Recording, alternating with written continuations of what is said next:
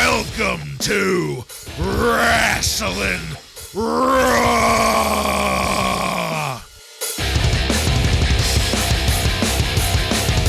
All right, you're listening to Wrasslin Raw, the podcast that takes you back to when Raw became war and Attitude ruled. Thank you for joining us. You're here with Ryan Arico. Get out of my way!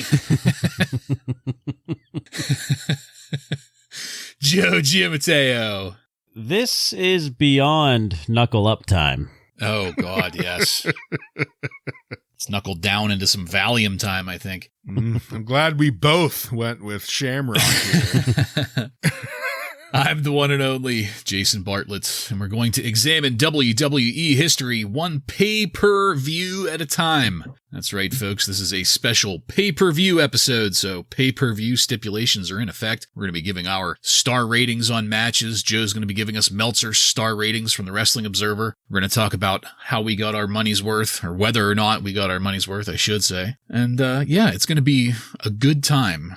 Ryan, what's the progress like on the algorithm situation? Well, if anyone's been listening to us for a little bit, they'd know it's a pay-per-view episode, so that means we're going to shamelessly plead for some reviews here. Yeah. Anyone out there listening, if you haven't yet, head over to whatever platform you're using, or multiple, Facebook, YouTube, whatever you're doing, leave a review, leave a star, a thumbs up, whatever it is. Give us a hand out there. Give us the push. I get on my knees and pray to my little shrine of Alex the Pug Porto every night for the push. Which he never got. The most I can hope for is a unitard with my name airbrushed on it. In this episode of Wrasslin Raw, we're going to be talking about the 1997 SummerSlam. This SummerSlam was recorded on August 3rd, 1997 at the Continental Airlines Arena in East Rutherford, New Jersey, and features Vince McMahon, Jim Ross, and Jerry the King Lawler on commentary. Are you guys ready? I'm ready. Ready. All right, then, let's get into it. Of course, this started out with the national anthem and the American flag flying above the arena. By God. Pyro, roaring, it just won't suffice. After that, we had the usual black and white cinematic package with movie voice guy calling Bret Hart a fallen idol and public enemy number one. Life isn't fair when there are heroes and villains. And I have to say, I loved that line. That was a great fucking line. The Undertaker, on the other hand, he is a conqueror of all earthly hells, and he has a dark secret. Is that like Hercules? I guess. The many trials and tribulations of Undertaker. Yeah. Also, if life were fair, Shawn Michaels would still be champion. Dancing, flying, twirling, forever twirling, showcasing his talents, not betrayed by an unwilling knee. They actually fucking said that. That's where it lost me. Yeah. Poor movie voice guy was forced to say that. Because up until that, it was a great video. Yeah. I don't think it was the knee that was unwilling, movie voice guy. Finally, we got to the show proper. Now is time for pyro. Vince roaring. Jerry Lawler, of course, going out of his way to remind us about ridiculous stipulations throughout the night. And speaking of, the Fink started running down the list of rules for our first match of the night. Mankind defeats Hunter Hearst Helmsley with Chyna by exiting the cage in 16 minutes and 25 seconds in a steel cage match. First note, Chyna looked great, as usual. I especially liked her going around checking the veracity of the cage. Every single joint, I guess you could say, she was checking to make sure everything was sturdy, if there's any weak points, examining it. Like a velociraptor. Yes. Clever girl. Yes. Systematically testing the cage for weaknesses. I loved, whenever things got going, Hunter immediately diving for the door. That's believable storytelling there, pal. That's great shit. Because that's cerebral. That's what I would have done. Yeah. Well, I feel like we always complain about that with steel cage matches. Mm-hmm. I also loved Mankind's answer to that, doing a unceremonious flapjack move on him just as a kind of fuck you for even trying it. On commentary, JR and the King had some great exchanges early on in this. You could almost feel Vince leaning back to let them go at it, and I was very grateful for that. That continued kind of throughout the night. Vince was giving JR and the King a lot more room in these pay-per-views than he usually does. I liked China casually shutting the door when Mankind ambled over to it. Mankind wasn't ready to exit just yet, but it was just a great silent exchange between the two of them. Mankind casually walking over, China casually shutting the door. It's not going to stay casual, though. No. That continued into the next spot. Mankind putting on the mandible claw, and then China getting a hold of Mankind through the cage. China had to climb halfway up the cage to get from the floor to Mankind's level. She was doing almost like a garrote action on Mankind there with one of her leather straps. Another fantastic visual there. Whenever Mankind eventually got to a point where he was trying to climb out, China climbed up to meet him and punched him in the balls to knock him back in. That was great. There was a great setup for a suplex from the top of the cage. That looked fucking phenomenal, and it looked really, really safe, too. It looked like it was worked very well. After that, Hunter used that advantage that he got from that to toss Mankind back and forth against the cage walls brutally, each toss harder than the last, each hit looking and sounding great. The timing in this match was great. Mankind just barely able to get a hold of Helmsley's ankle a couple times when Helmsley was trying to escape, preventing him from doing so. The timing was spot on. I'm glossing over it, but I do have to point out here the regular work. And by that, I mean the normal stuff, punches, kicks, all of that looked great. The fundamentals were on textbook display here throughout this entire match. I did not like Hunter hanging himself upside down by the knees on the cage when Mankind started his rally. That was not a well-worked spot. After that, I loved China slamming the door on Mankind's face, and then the referee's face into the stairs. Before climbing the cage to toss a steel chair in, China was getting some good shit in here. She eventually took a bump herself off of the cage. And then, just when you thought it was over, Mankind was climbing out of the ring and was almost there. Mankind decides to take off the mask, throw it back into the ring, and hit Hunter with an elbow drop from the top of the cage, a la Snuka. And then the photo finish on who got out first. It was Mankind, and the crowd fucking exploded. That's not the end, though. Mankind was laying on the outside, barely conscious, barely coherent, until over the PA system, that backbeat hit. And his foot started tapping. Couldn't resist it. Shape-shifting into Dude Love. Mankind may have won this match, but Dude Love is who danced his way up the entryway and away from ringside. So, guys, it took me a little bit of consideration to get here, but I have to say that without exaggeration, this is the best steel cage match I have ever seen in my life because of all three people involved. And whenever I say steel cage, I mean this particular kind of steel cage, not a Hell in a Cell. Right. Big Blue. Right. And that's because of all three people involved. All three people played their parts and played them phenomenally well. Hunter, Mankind, China, every single one of them were just fucking nailing it throughout this entire match. And I ended up going with 5 stars for this show opener. And I'm just going to say it. I think this ought to be a match of the year candidate. Joe, please, what'd you have on this match?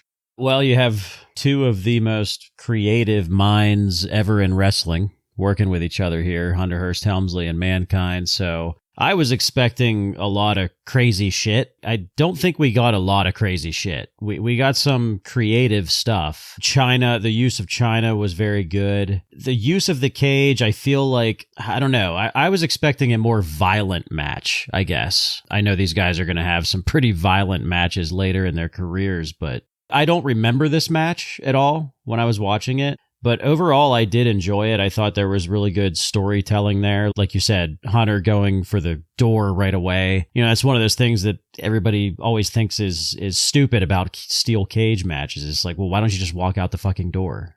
So I thought that was clever. I thought China punching Mankind, like, it was basically in his butthole is where she got him. I thought that was pretty funny. I don't know if that was intended. Lots of China interference. And it was fine because it's allowed, I guess.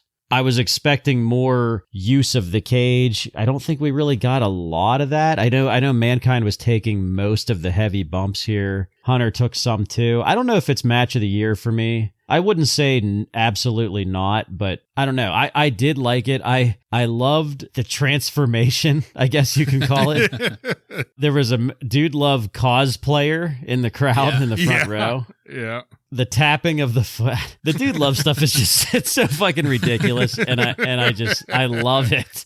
I love it so much. And then just hearing Vince's terrible commentary talking about it just makes it even funnier for me. So overall entertainment, I gave it 4 stars. Yeah, I agree with both of you. This was a pretty entertaining match to watch. And, for the first time in a long while, or maybe ever, I was excited going into a cage match because these two guys have been setting this match up pretty well for over a month now. So, it was great to see them lock up here. And I think I'm going to be the third one to point out Hunter going for the door immediately. Again, I'm just going to reiterate what you guys said. It's something everyone always thinks. So Hunter decided to take that out of the equation right at the beginning. Here's what happens if you try and do it right out of the gate. Joe, I disagree a little bit, to me, I thought it was just as violent as I was hoping, only because my memory of just normal cage matches are that they're not super violent, not like a Hell in the Cell. That was always a step above the cage matches.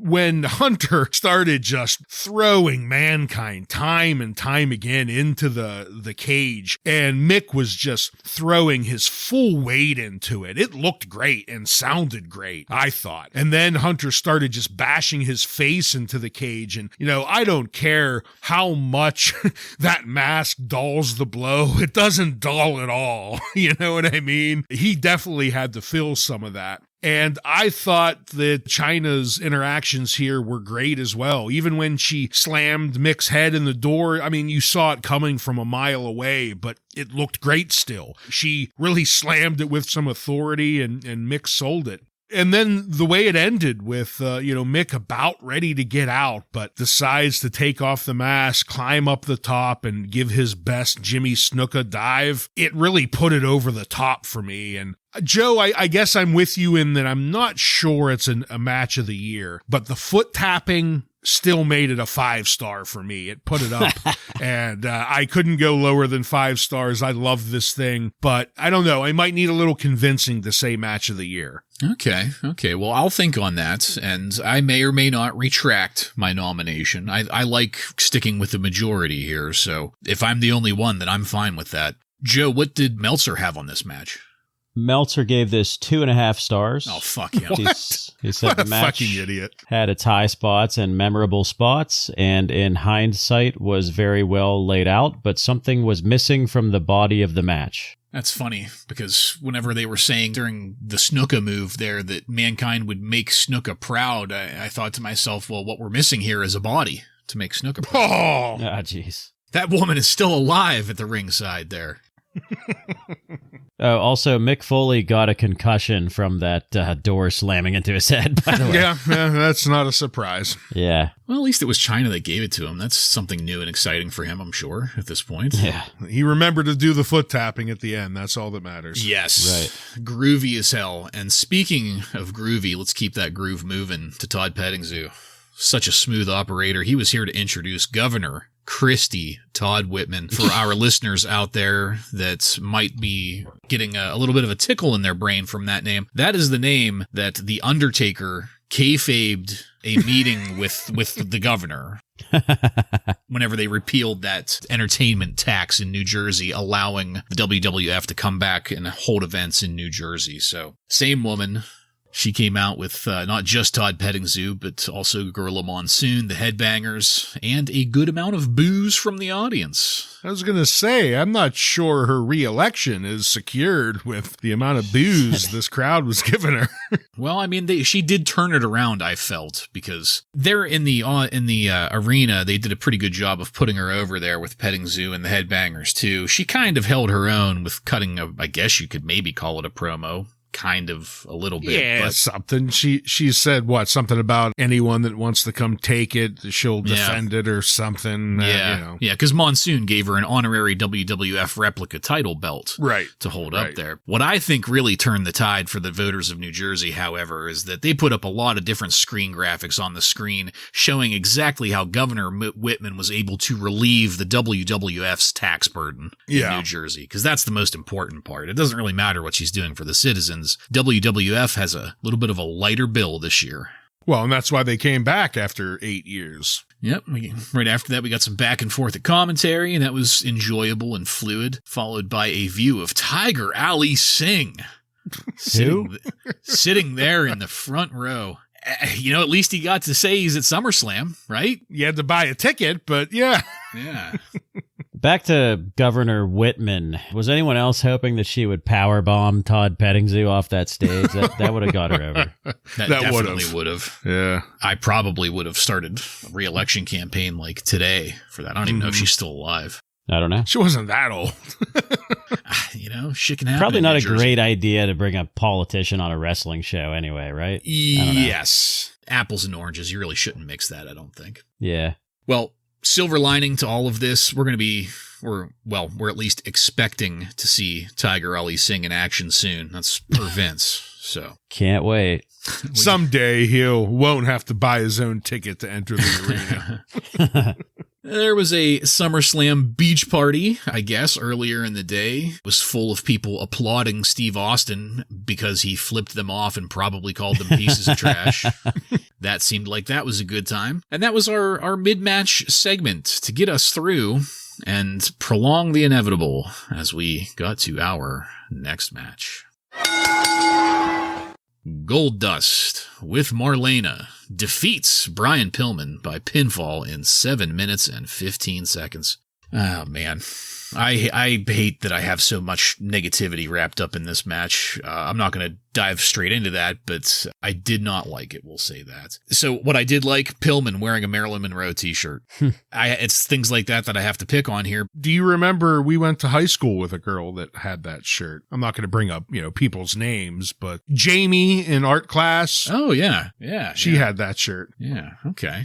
By the way, Marlena, looking incredible, as always. Damn good here, actually. Really good dress selection. There was good work at the start, at least. Honestly, I kept getting distracted by little things like Pillman, for example, covered in Goldust paint. It looked like he just got done huffing paint from a bag. Yes. It looked like they did it on purpose, too. Like he was getting right up in his face early to get that on him. Maybe he was huffing the paint off of Goldust. Yeah. Well, I thought that that whole thing was tied in a neat little bow whenever Vince said that Pillman looked baboon-like because of it. But it was silver. I don't know. Maybe he's thinking of like a mandrill. I don't know. I did enjoy Lawler calling Dusty Rhodes Old Dust. That was a little clever, and it kind of like reflected my feelings on the whole thing. Like, yeah, I just kind of want to be a snide, sarcastic dickbag about the whole thing too, Lawler. Thank you. There was a nasty botched sunset flip that just looked absolutely terrible. That, however, is what set up the finish. Marlena hit Pillman with her purse while everybody was trying to recover from that botch. Goldust gets the pin. This match, for me, the best that I can say is that it was just kind of there. I wasn't excited for this match, Goldust and Pillman, at all. This is a non-starter for me as far as feuds go or stories, and that lack of excitement remained throughout the match for me. I ended up going with 2 stars for it because, like, outside of the botch, the work, like, there wasn't anything I can point to that was really bad. It's just that I didn't care at all. Ryan, what'd you think about this match? That's a perfect way to put it. It wasn't a bad match. It didn't matter at all. Probably the only move that I could really mention is something that stuck out to me was at the beginning. It was right at the start of the match. Goldust does like a springboard backward elbow that looked pretty smooth and slick. But that was about it. I mean, outside of that, they just kind of wrestled with each other. And it, as you stated, didn't look bad, didn't look great. And by the time it ended, I was like, well, wow, this is over. It didn't feel like a pay-per-view match, and it should have stayed a dark match like it was originally booked as, because that's exactly what it felt like, is a dark match. Not a pay-per-view, and not even a pay-per-view, but one of your pillar pay-per-view. And this was just a completely forgettable Sunday Superstars type match. That's what this was. And I gave it a 2-star too, only because, like you said, there wasn't anything glaringly bad with it. It just felt like it didn't matter. Yeah, I thought the match itself was not very good, and we also can all agree that we don't like this Goldust and Marlena angle that Mom and Dad. Right, Mom and Dad. Yeah. How many times did they mention fucking Dakota during this goddamn match?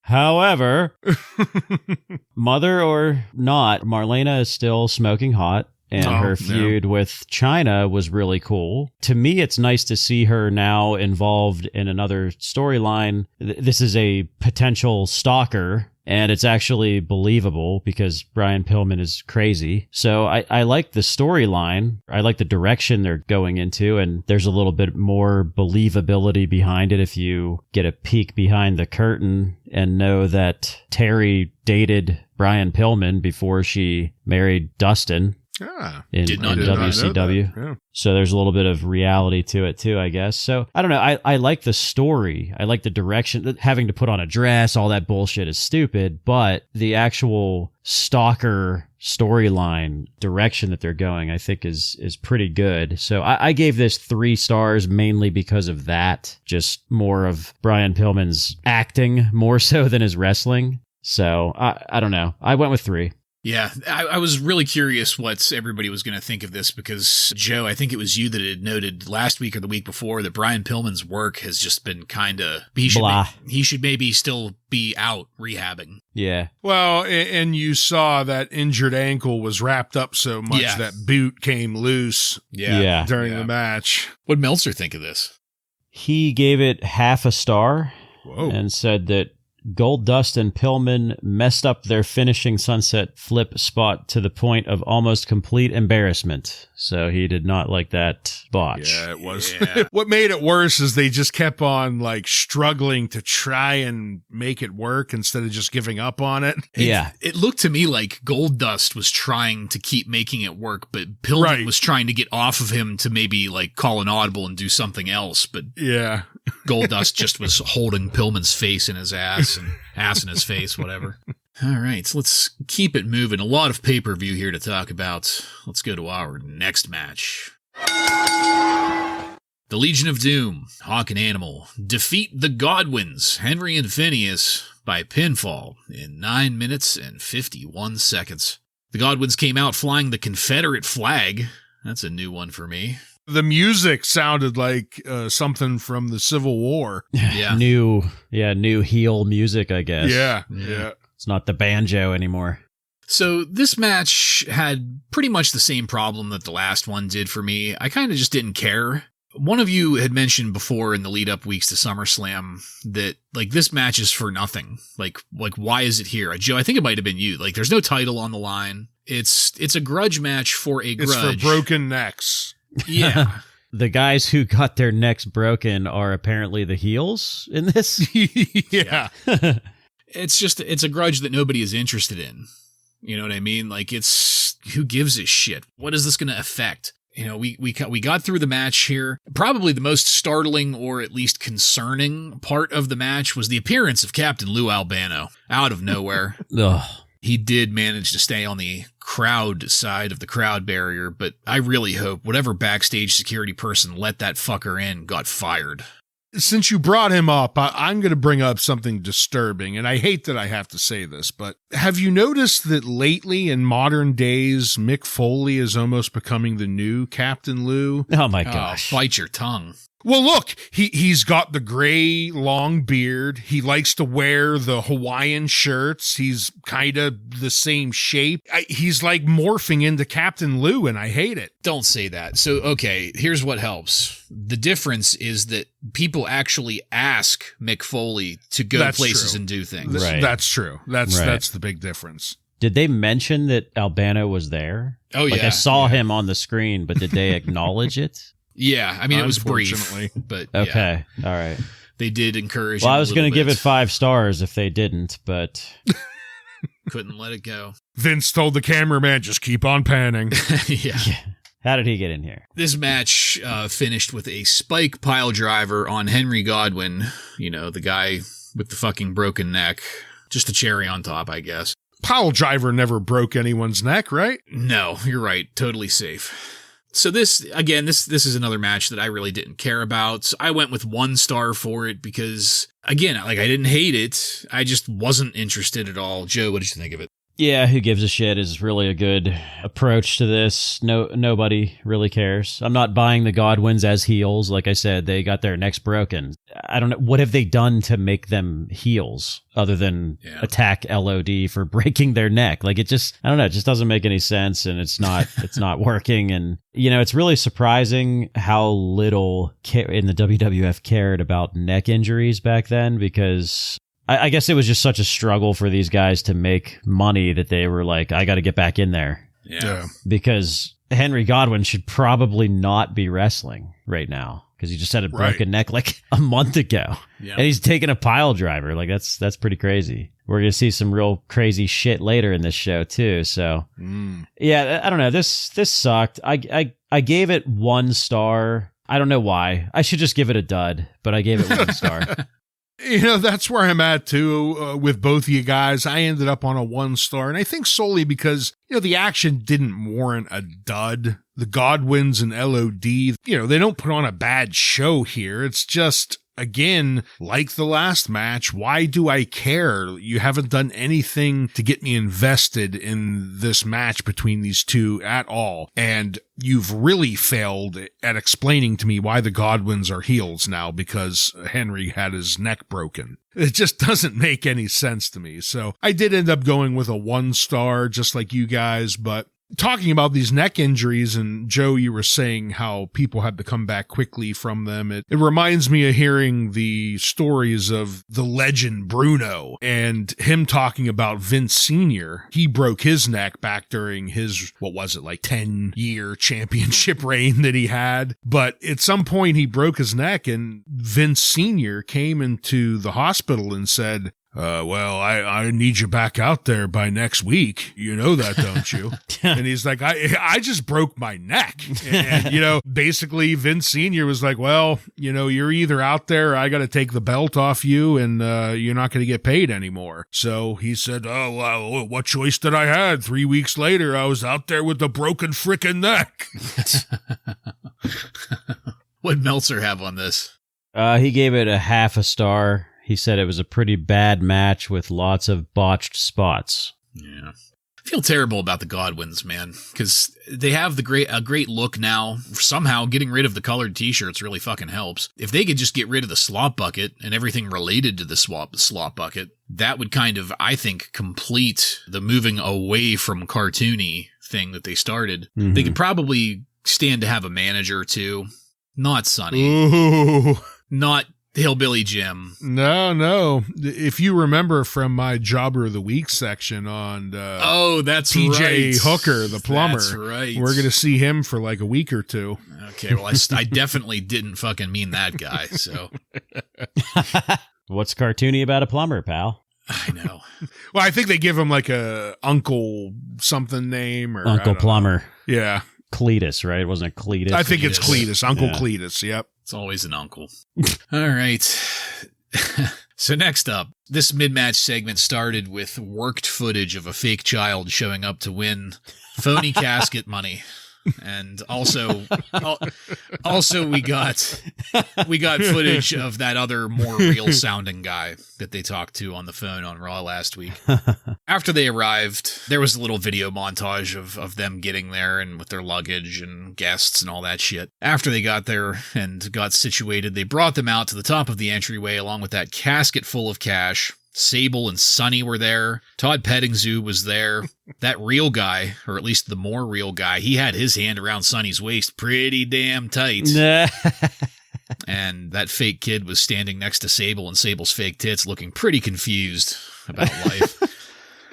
So the way that this worked is that these kids, these people were picking a number off of a big board, and each number had 100 numbers. Yes. Each number They're had playing a key. the New Jersey lottery. Yeah, a key associated with it, and this was more or less like a Price is Right game. So hopefully that communicates like what's going on here. Nothing complex. I think you have a better chance at Price is Right. I think the important thing to note is they never said, they talked about this for how many weeks, and they never said that this is what they were going to do. No. Right. It was a bait and switch. Yeah. Yes. But it explains why we don't remember it. Yeah. After they kind of set things up there at the top of the ramp, they were making more phone calls to get 2 more people, I think is what they were aiming for. 2 people in person, 2 people on the phone. They were going to have these people on the phone pick a key, and then, the first person, Sonny, is going to test the key. The second person, Sable's going to test the key. Pretty straightforward, right? Well, there was nobody home on the first call. How fucking convenient. As they started going down the list of people to call, Sonny was holding the list of numbers right in front of her chest, forcing Todd Pettingzoo to stare into her cleavage, which created a very awkward moment with old Toddster there. The Toddster! That was probably one of my favorite parts of this, honestly. The phone line for the second phone call, disconnected. How convenient. Finally, on the second call, the third call, a guy finally answered. Kind of sounded like Del Wilkes, so I'm going with that. Oh my God. On that. This guy wasn't even watching SummerSlam because according to him, his cable provider doesn't carry it, which everybody thought was quite funny. But they let him pick a number anyway. That guy's number that he picked was a dud. How convenient. Pettingzoo then called another person, and God, I wanted to fucking fast forward through this so badly at this point. But we also got another really interesting tidbit of information at this point. All 4 of these people that they're going to talk to, well, the 2 on the phone and the 2 in person, they're all going to get $5,000 savings bonds as like, what would you call that? Like parting consolation gifts, participation trophy. Yeah. Not even $5,000 cash, savings fucking bonds. Yes. That they're going to have to wait, 7 years for them to mature? Backed by the credit of the nation that the WWF doesn't want to pay taxes to, by the way. So, little bit of hypocrisy there. Todd Pettingzoo went back to the cleavage list of numbers, picked another number. This person answered. That person picked a number. The key didn't work. How fucking convenient. Now we got to the people there in person. The fake kid up first. His key didn't work. How convenient. The real guy tried. Didn't work. Finally, after all of that, they got to the little commissioner guy or whatever this official person that was there to monitor things, whatever his role was. I have a little bit of a conspiracy as to who he was. I'll talk on that later. Okay. Well, long story short, we're all fucking morons because if we would have just thought, these guys at least were all morons, because if we would have just thought like Vince McMahon, the key was 3. It's simple, pal. The key is 3. If they would have picked number 3, that would have been the working key. And that's it. This whole thing that they've been building up for weeks with secret catchphrases and mystery clues, which I don't know what that had to do with anything either. Todd Pettingzoo asked that Del Wilkes-sounding motherfucker about his mystery clues, but it didn't go anywhere. This fizzled out like the proverbial popcorn fart. Ryan, please give us your theory on this enormous fucking waste of time. As expected, it was all just a scam. Nobody got $1 million. For the most part. There was a 4 out of 100 chance that someone was going to win this $1 million, which was not told to us up front. So yeah, just hilarious that we've spent so many weeks building this up, and this was the payoff. But my conspiracy is, what was the point of bringing up a nameless guy to show us which key was the actual one? They wanted to show some semblance of legitimacy to this by him showing up like some authority figure and showing us key number 3 is what would open it. But I have an even more sinister idea. I think this thing was such a scam that guy was brought in because he was an expert in sleight of hand. And the key number 3 wouldn't have opened it either until he grabbed it, swapped it out in front of our face by sleight of hand, and then opened it. So I don't think that there was any key on that board that would fucking open it. That's my conspiracy. Okay. I could totally see them doing that. That's a very viable theory I think you have there. Personally, I had just went with the assumption that this gentleman was some kind of official from the state. Kind of like how whenever here in Pennsylvania, they draw lottery numbers every Saturday night or whatever the fuck it is. They have to have like actual members of the lottery commission there to witness it and all that stuff because it's gambling on TV. I feel like his presence was to give the crowd a feeling of an authority figure, but really he was the guy going to switch out the key. He's the guy. The final piece of the work. Yeah, the final piece. Okay. Joe, what did you think of it? Well, I mean, the only good part, I guess, was Sonny's ass and boobs hanging out the whole time. Covered in stripper glitter, by the way. Covered in oil and glitter, yeah. Sable took the more Vanna White approach, and Sonny's kind of doing like the slutty singled out host approach. Wow, good call. So nobody won the $1 million. No wonder we never heard about this, you know. And man, this was really weird. I listened to the Bruce Pritchard episode on this show, and well, he said that this was the drizzling shits, and he claims that they had so many rules that they had to follow from the state of New Jersey lottery that they just obviously didn't think through or plan for before this, that it just kind of like ruined the whole thing. The whole thing with the number system was a last minute thing because of the New Jersey lottery. They were going to give away the money, which would have been covered through some insurance. My thought was that the insurance were the people that would be pushing to make sure there's some chance the people wouldn't win. Yeah. So yeah, that's kind of I guess that's the information I got from the insider. But man, this was really bad. What a waste of time. Yes. A life for, what was it? A life? Life of luxury? Or the reason why the calls were so terrible is that was another thing. Like they couldn't pre-plan a phone call because the lottery wouldn't allow them to do that. But they could call in a sleight of hand expert. Or they could call Del Wilkes at his home. Yeah. My cable provider doesn't provide it. Can I get it on the radio? Petting Zoo's answer to my cable provider doesn't carry it is, well, maybe you could go to a neighbor's house. Like, I don't think your neighbor's going to carry it either then, dude. Maybe he's got satellite. Maybe. All right. Enormous waste of time. Jesus Christ. Now that that's out of the way, let's go to our next match. The British Bulldog defeats Ken Shamrock by disqualification in 7 minutes and 29 seconds to retain the WWF European Championship. This match started out with a really shaky body slam from Kenny, and things went from there. They must have went with 93 octane for the gas tanks here because they were working fast, and that wasn't always a good thing. Commentary wouldn't shut up about the fucking dog food. Well, sitting right there in front of him on the table, the commentary. Yeah. Makes me want to just gag thinking about it. I liked the close-up of Ken Shamrock in a rear choke.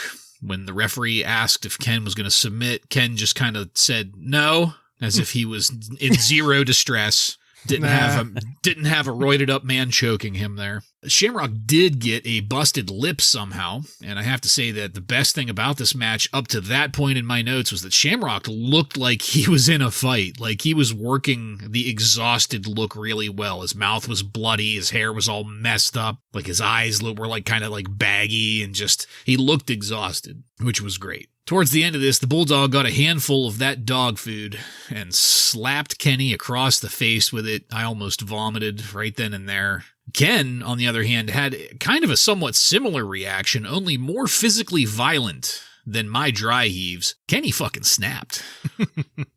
Kenny grabbed the fucking dog food, smacked the dog food can across the Bulldog's head, spraying it everywhere. So fucking gross. But the snapping continued. Shamrock threw the ref, then locked a choke onto the Bulldog. Everybody was saying, he's going to kill him. He's going to kill him. And I do have to say that they worked that really well. The Bulldog looked like he was on the edge of unconsciousness. Yeah, he was turning purple. Yeah. Well, he did get destroyed with a can of dog food, I guess, in the head. So I loved Vince McMahon's line, and I quote, "When that dog food got in Ken Shamrock's mouth, he lost all concept of who and what he was." Which, that had to be how they pitched this. They're sitting in the boardroom of Titan Tower, and Pritchard is sitting there saying, man, just, he could hit him, slap him with the dog food, and then the dog food is just the trigger, and he just loses all concept of who and what he is. It's the switch. Yeah, the switch got flipped for sure. I thought it was great that nobody from the Hart Foundation showed up to help the Bulldog. When Shamrock finally got off of the Bulldog, he kept on snapping. He body slammed everybody. Pat Patterson, Gerald Briscoe, a couple of referees. The crowd and myself were both popping hard as this match ended. Oh, man. So the match itself here wasn't interesting to me really at first here, guys. It kind of started off like the last two. I just didn't care and wasn't excited because, dog food. But I have to give it to Ken Shamrock. He turned me around on this. This match went from 1 star up to a solid 3 stars for me based solely on the snapping during the afterbirth. That is the Ken Shamrock I know and love. Ryan, please, what you think of it?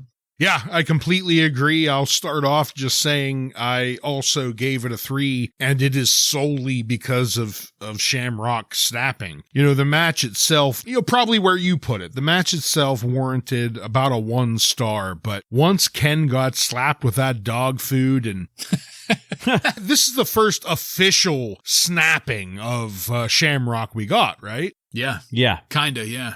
Yeah, I mean, and this was the Shamrock that I remember and love. Him just going fucking crazy. And when he started just slamming everyone that came in the ring, just like the crowd, I wanted to start chanting Shamrock because it was just great to watch. And then I used it as my line at the beginning because he just crazy-eyed screamed, "Get out of my way!" as all of the officials were pouring in there trying to stop him. It looked like a actual roid rage, and I loved it. So yeah, 3 star all the way. A 3-star roid rage. Yeah. Yeah, Shamrock snapping was nice to see. Yeah, I don't think the match was very good, but seeing Ken snap was good. And it looks like they're headed in the right direction with him instead of those cheesy knuckle up promos. Yeah. That they had him doing before. The defender of women. You could just tell he was uncomfortable doing it because that's not really what he is. He's a roided out freak that's very mad at everybody. Just let him do what comes natural. Roid rage. Or unnatural. The one thing I will say is the crowd is loving this. Okay. So they need to be careful with it. You can't really try and make him a heel. He's out there destroying authority figures, security guards. So you can't try and make him a heel. And I kind of wonder if that was their intent before they saw the crowd reaction, maybe. I don't know. Well, I mean, I guess you have Stone Cold, that's kind of his deal right now. I know, but I guess my next point was going to be this sort of, I don't know, helps catapult the Austin era a little bit, this here. Because Austin hasn't really physically touched any authority figures yet. And Ken Shamrock is here slamming Pat Patterson and Jerry Briscoe. Yeah. And freaking out. Completely freaking out, too. I feel like this is a pretty important moment in 1997 wrestling. In Roid Rage history. In Roid Rage history. I went a little shorter than you guys. I gave it 2 stars just because I thought the match was just not very good. Yeah. That's fair. Yeah. Whenever the enjoyment of a match is centered around Ken Shamrock thinking that can of dog food was his rally cap. Right. Yeah. What did Meltzer think of this? Gave it 1 3/4 stars. He didn't really have any comments on the match. Okay. Well, and maybe to what you guys were talking about, maybe this helped to make the WWF more comfortable with giving up on the whole babyface heel dichotomy with, with say, Austin. Seeing Shamrock act like a heel but get cheered like a face, maybe they were able to look at that and be like, okay, it's a cultural thing, not a Steve Austin thing. Yeah. We should just embrace that and get rid of the cartoon shit. Someday. Someday. Yeah, that's wishful thinking there. It'll be gone for about 5 years and then it'll come back. Oh, man, more Todd Pettingzoo. Let's go backstage with Shawn Michaels. Todd Pettingzoo was there talking to him. Shawn's going to assure us here that he will be calling it right down the middle. And then Vince McMahon on commentary, the owner of the WWF, voices doubt about Shawn's ability to call it right down the middle, which naturally begs the question of why not just put a real fucking ref in there, Vince? Why allow this? I think we know the special favor Shawn Michaels did. Vince, I guarantee you Vince already got what he wanted out of that. I'll just go ahead and say I'd rather see Shawn as a ref than Earl Hebner anyway. Yeah, so. that's true. We will definitely get to that. I have many points along that line later on. Which, by the way, it's nice to see Shawn wearing an appropriately sized referee shirt, unlike Ken Shamrock. Well, that painted on. That was painted on, though. Yeah, I mean, it was. This whole Shawn thing was followed by a complete video history of the groups that we'll be seeing in a minute here, complete with a Todd Pettingzoo voiceover. The whole voiceover started with faction warfare. And that gem is what took us into our next match. Los Boricuas, Savio Vega, Miguel Perez, Jose Estrada, and Jesus Castillo, defeats the Disciples of the Apocalypse, Crush, Chains, Skull, and 8-Ball by pinfall in 9 minutes and 7 seconds in an 8-man tag team match. Oh my God. It was terrible right from the get-go because the DOA wanted to try to, jump Los Boricuas, but they did a huddle 50 yards away from them and then, kind of did a break and ran. So if you're trying to get the jump on a group of people, you probably shouldn't run 50 yards toward them across an open area. They can see you coming, That's not a good way to jumpstart things. On a positive note, we now know which one is Jose and which one is Jesus, as well as who the disciples of the Honey Dippers are. It only took a month and a fucking half to get names put to faces here, so that was good. The Nation of Domination showed up, of course, walking down through the crowd to surround the ring. Ahmed Johnson was there, disgustingly overdressed again. After the finish to the match, Crush tried to run someone over with that motorcycle. Thank God they moved the ring stairs out of the way so that he could attempt that murder. Nobody else in the way for him to even run over. And that's all I've got. I have to be honest, my attention didn't really last past the entrances. And even when it devolved into the inevitable gang warfare between the three factions, I did not give a shit and was not interested. So this was a big fat fucking dud for me. Joe, what'd you have on it? Yeah, it's a dud. We're far away from 1995, but sometimes it feels like we're still there.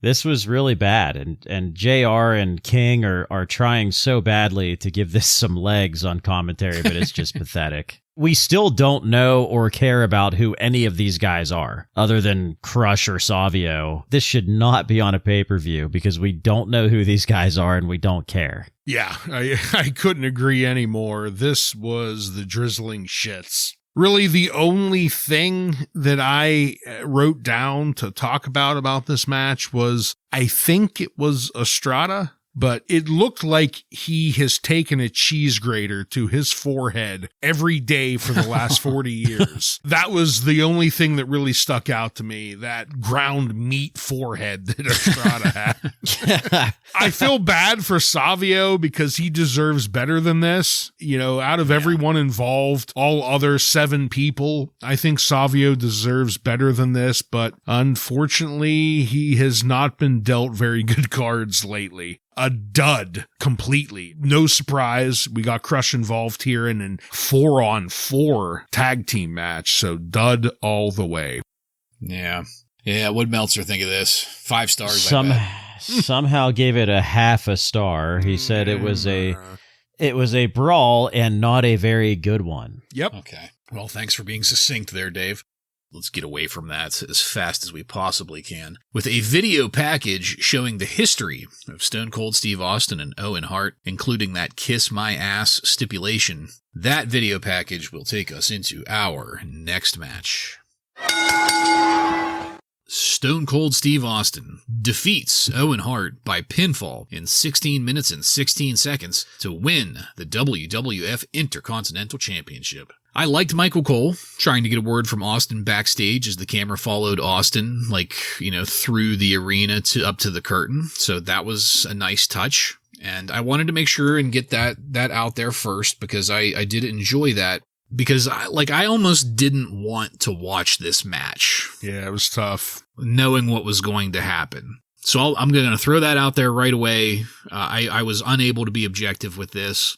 So getting into the match itself, I liked Austin working that left arm in various ways. I think JR called the hold itself a Greco-Roman knuckle.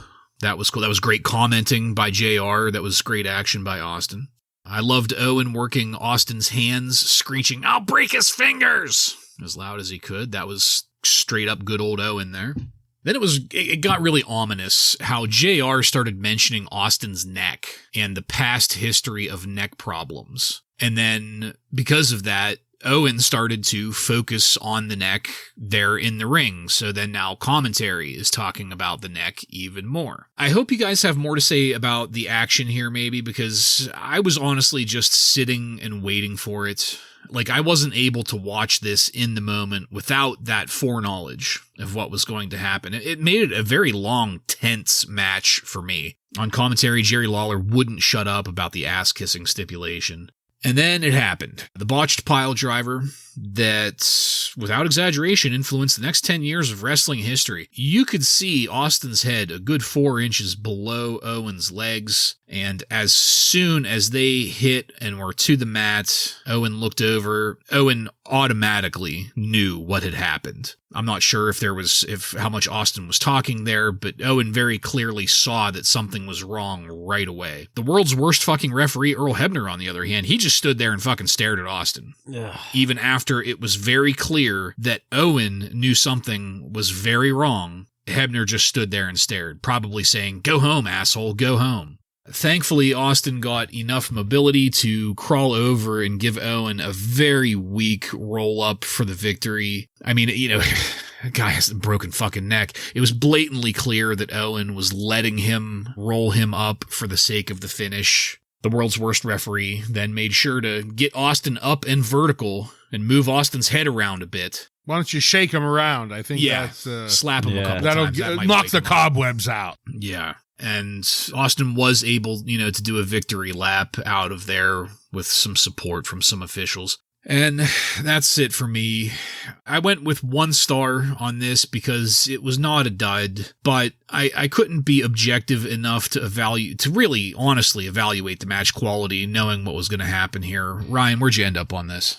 Yeah, this was a tough one to watch. I started out and like you, I tried my best to try and block out what we all know was going to happen. And the beginning of it was a good match. And I think if things didn't end up the way they did, this would have been a 3 or 4 star match because it was realistic looking. It was ferocious. These two guys were quick. I mean, these are two of the best that ever did this game going at it here. And it's just unfortunate that it's going to end the way it did. And, Owen grabbing Austin's fingers and twisting them, screaming, "I'm going to break them." That was the moment it started to get just a little surreal for me. You have Owen screaming he's going to break some part of Austin's body here. And immediately after that, JR starts talking about Austin's neck with the German suplexes. And at that point, I couldn't really ignore it anymore, what was going to happen. And the moment it did happen, it's clear to everyone in the arena something is wrong. Just the way Stone Cold's moving his arms and legs, the way Owen immediately just starts to waste time time. You know, he stands up and he's flexing. And I mean, Owen wastes a good 3-4 minutes to give Stone Cold enough time to muster up that roll up for the victory, which had to happen, because if he didn't, we would have had a broken neck Stone Cold kiss the ass of Owen here. So, you know, somehow Stone Cold had to get this victory. And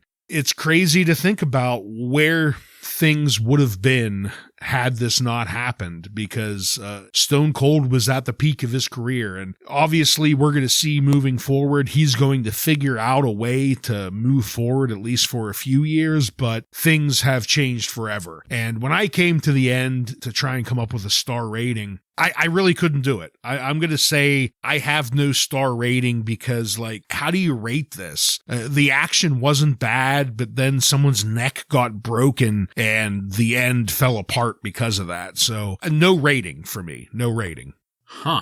Yeah. Justifiable, because it didn't even have a real finish, really. Yeah, this was, so I kind of took the same approach as you, Ryan. I did try to kind of block out what was going to happen and tried to look at this match as clearly the best match of the show so far. I thought it was a really, really good match until the accident. That's what it was. It was an accident. It was very poorly mishandled afterward. I guess you just have to kind of move on from that. You know, they could look back and say, oh, we should have done this, we should have done that. I know Earl Hebner probably should not have done the shit that he was doing. You'd think they have real medics in the back that should have probably come out. I know we're in a tough guy sport here, business, but like, holy shit. The guy probably at one point, he probably couldn't even feel his extremities, you know? Well, I think that was clear. I mean, the way he was moving for the first minute or two. Yeah. Like he probably told Hebner, like, I can't feel my legs, you know, at some point or whatever. So yeah, it's just really unfortunate. But I mean, fortunately for Austin, I mean, you got to give this guy so much credit, because after this could have derailed anyone's career. But after this, he's going to make more money for this company than anyone ever, you know? So, I mean, that really says a lot about just the person that he is and the smart businessman that he is, too. But I have to go with a dud simply because I never want to watch this match again. Like, this is the last time I want to watch it, and it's really hard to watch at the end. Yeah, I'm right there with you on that one.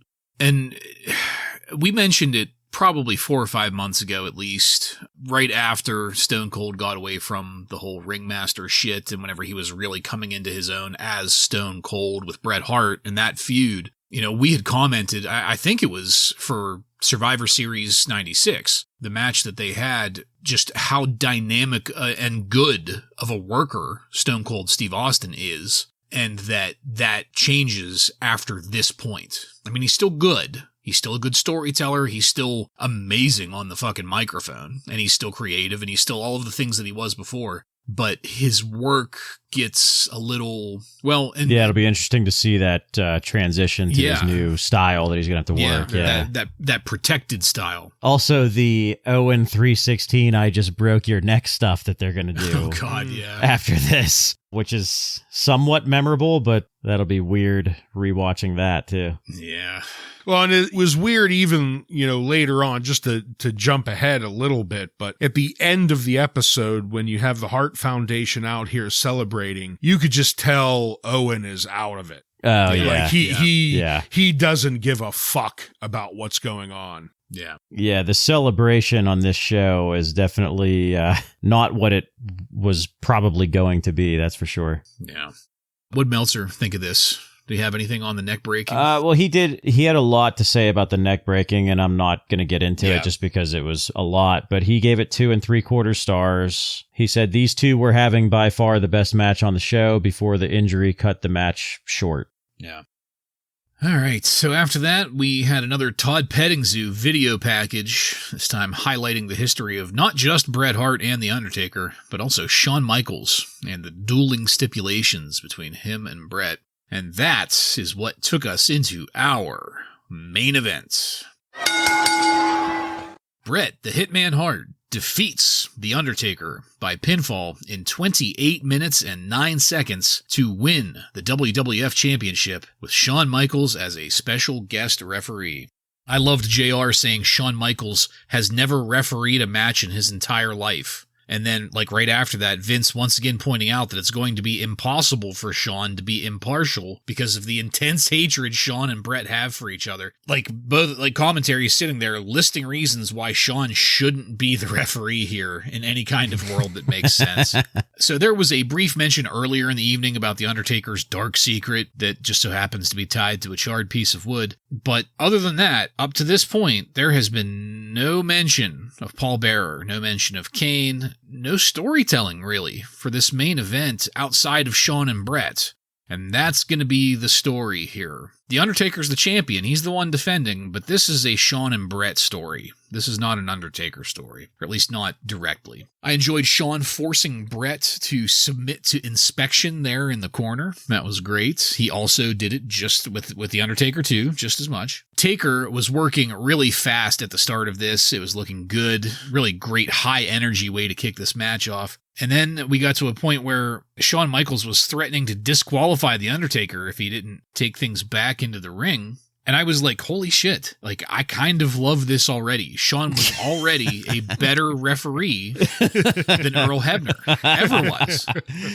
And that was early on. That was very early in this almost half-hour long match. Shawn missed his calling here. I know, right? He wasn't really overdoing it either. No, he didn't. That was the thing. He was an walking excellent the line. referee. If I ever had a wrestling match, I want Shawn Michaels as my ref. Yeah. So I learned in this match that the only way a bear hug looks good is if it's The Undertaker applying it to Bret Hart. Mm-hmm. I can't think of any other time where the bear hug ever worked, but it fucking worked here. Shawn did get a bit obnoxious in how up in the business he was. It wasn't as obnoxious as like a constant, what do you say? From like Piper. I did hear what do you say?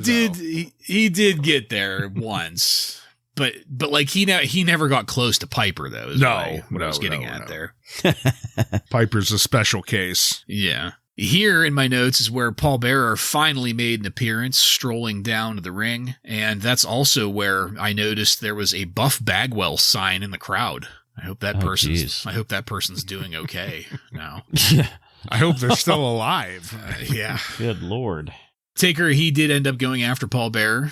Paul bumped hard a couple times for Taker. That's always good to see. It was kind of a little bit of a throwaway, though, unfortunately. Paul didn't have much to do with really the rest of this match. When Pillman and Owen showed up, I was waiting to see how Shawn would deal with that because, and I hate to admit it, this was becoming the Shawn Michaels show for me. I was constantly waiting to see what Shawn was going to do or how Shawn was going to handle a situation or like how hard can I pop when Shawn acts like a great referee and enforces the fucking rules, you know? I was watching Shawn throughout this. Shawn did, here's where he was throwing out a couple what do you says when Bret had Taker in a leg hold.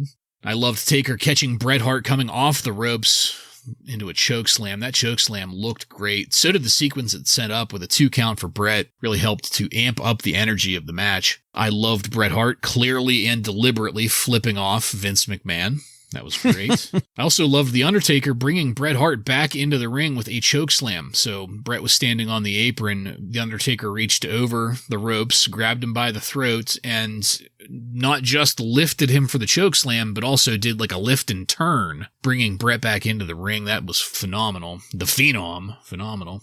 I did not care for the way that Bret sold The Undertaker breaking the sharpshooter. The Undertaker, the sharpshooter was applied, and The Undertaker more or less just kind of like flexed his legs, throwing Bret off of him. Bret's selling of that was so overdone. Like, it almost got into Dickie Murdoch territory. Bret went flying across the ring, flying out of the ring, flying a couple feet up the entryway. Rolling up the entryway. Pulling the old Dickie Murdoch there. So I thought things were going to end in this with the chair shot onto The Undertaker. I was glad that it did not end up there. However, that did start the walk to the finish, which I have to admit was very clever. Although the size of the loogie that Bret Hart spit into the face of Shawn Michaels, like that thing could be measured in ounces. That was fucking gross. And there was just Shawn Michaels was going to hit Bret Hart with a chair, potentially, risking his ability to wrestle in America. But Bret ducked. Shawn hit The Undertaker. Bret used that moment to pin The Undertaker. Shawn very clearly and reluctantly got down and gave the 3 counts, proving that he was impartial all along. And the fact that Bret Hart was now the 5-time WWF champion just really felt anticlimactic for me. Ryan, I think this is what you were talking about earlier with, Owen looking like he was not having a good time. I understand that the heel had just won, but there wasn't even booing. Like, I wasn't expecting cheers, but there wasn't booing. The way that this match ended was with people getting up and leaving, because whenever Bret was doing his victory lap, half of the arena had already emptied out long before we ever went off the air. I had no idea what to think of the match. Like the match wasn't bad, not at all, but it felt like Undertaker versus Bret was a side note to the bigger story, Shawn and Bret.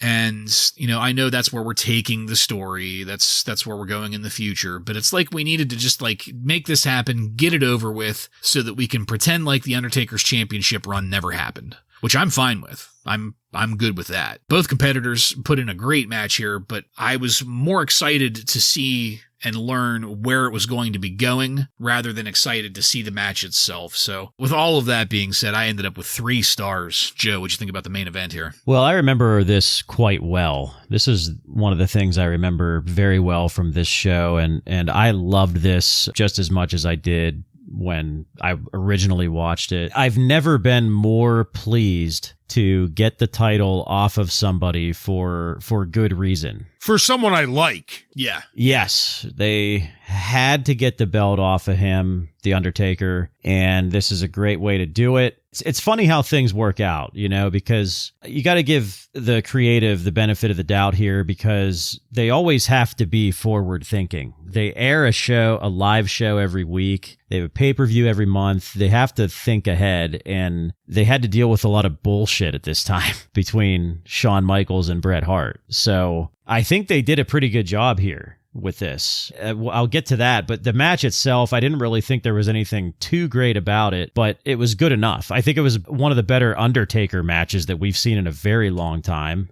Yeah. He got the belt off of Sid at WrestleMania. That match was shitty. Yeah. Basically, he hasn't really had a great match. He had an okay match, I guess, with Farouk, but this was nice to see him against Bret Hart in a pretty good match. The goozling and the choke slams in this match were just fantastic. I feel like Bret Hart probably told The Undertaker before the match, hey, when you go to chokeslam me, really, really hit my chest hard when you goozle me.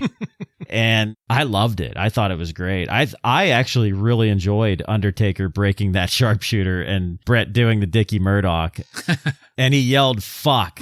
Yes. After he got up and gave that classic Bret Hart facial expression, in shock. And I loved it. I thought it was good. There is nobody with better aim at spitting loogies than Bret the Hitman Hart. So he's on the Mount Rushmore of spitting loogies. I thought the finish was amazing. I thought Shawn Michaels was an awesome referee. And really, it's not surprising. I mean, we're talking about one of the best in-ring performers ever. So, of course, he's going to be a good referee and understand his role in that. I liked when Paul Bearer got punched by The Undertaker and then Shawn is telling all those other referees to get his ass out of here. Talking about Paul Bearer. Just really good storytelling. You're putting the belt on your top heel right now, and that's really the right move, I think. That's what the competition has been doing for quite some time, and I think that's the right move for them. So I gave this 5 stars. Ooh.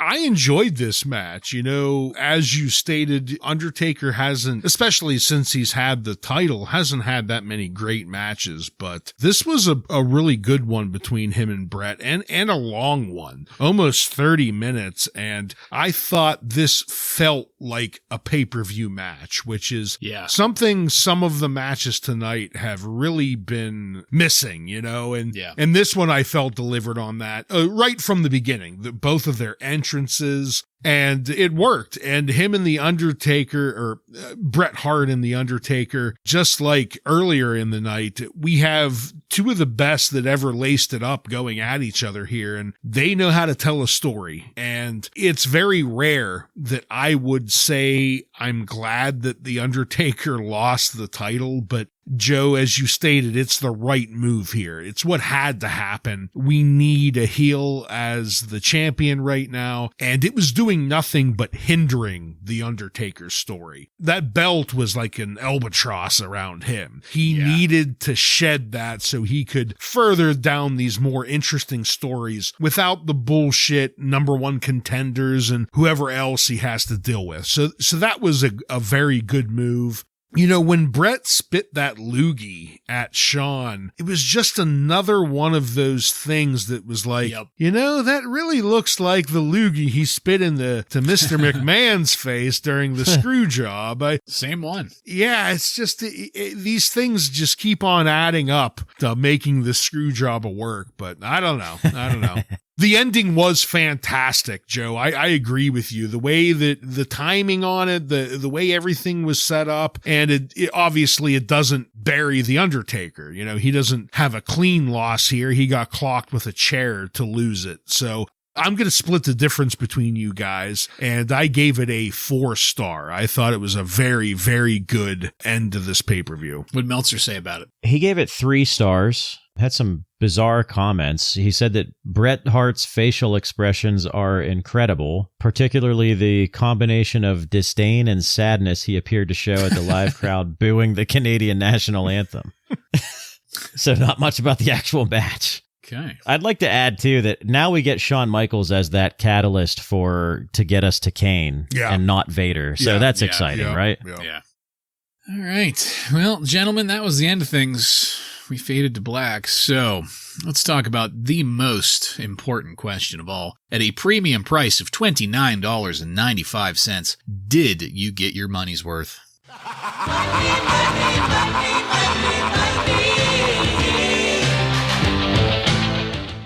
Ryan, please, why don't you take that?